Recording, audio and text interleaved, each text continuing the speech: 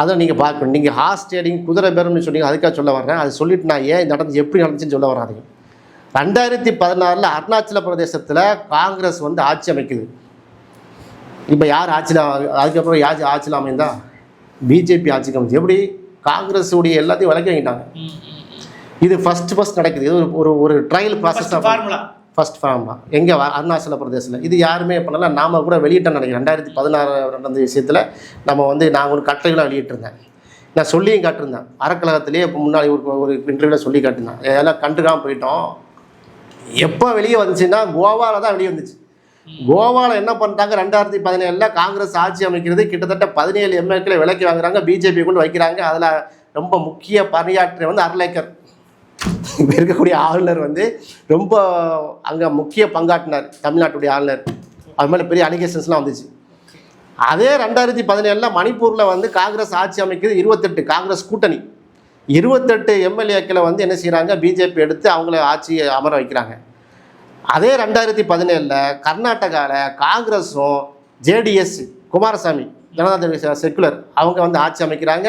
குமாரசாமியை கையில் தூக்கி வைக்கிறாங்க. அங்கே காங்கிரஸ் ஆட்சி வந்து வீழ்த்தப்படுகிறது. பிஜேபி எடியூரப்பா வந்து அவர் ஸ்வீனுக்கு வர்றாரு. 2020 மத்திய பிரதேசத்தில் 22 காங்கிரஸ் எம்எல்ஏ கமல்நாத்துக்கு எதிராக கலகம் விளைவித்து அது பிரச்சனையாகி கிட்டத்தட்ட பிஜேபி அங்கே ஆட்சி அமைகிறது. 2022 மகாராஷ்டிராவில் எல்லாரும் தெரியும், உத்தவ் தாக்கரேயை கடாசிட்டாங்க. உத்தவ் தாக்கரேக்கு எதிராக வந்து ஏக்நாத் சிண்டேயை கொண்டு வந்து அங்கே காங்கிரஸ் சிவசேனா ஆட்சியை கவிழ்த்து பிஜேபி கொண்டு வந்தாங்க. எப்படிப்பட்ட மாநிலம் மகாராஷ்டிரா. நம்ம கொஞ்சம் கூடுதலாக சொல்ல வேண்டியிருக்கும்.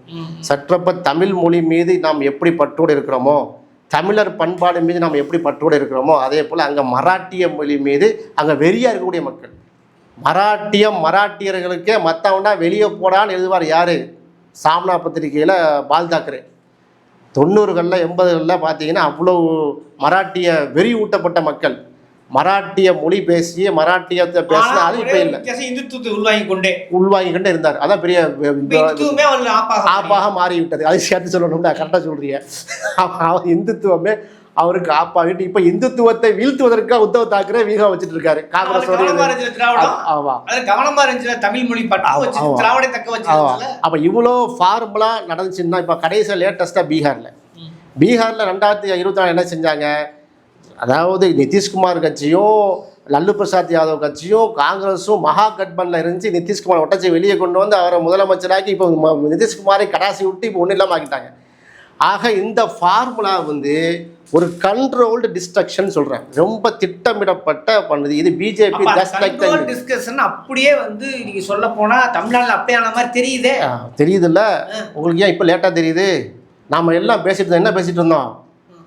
இவன் ஒரு பொருட்டே கிடையாது விஜய்லாம் சின்ன பசங்க, அனில் குஞ்சு, தற்கூரி இப்படித்தான் பேசி கொண்டு இருந்தாங்களே தவிர அதிமுக திமுக சைடில் இருந்த ஸ்ட்ராட்டஜிஸ்ட் வந்து சரியாக வந்து என்ன செய்யல, கணிக்க தவறி விட்டார்கள். அப்படிதான் இருக்கு.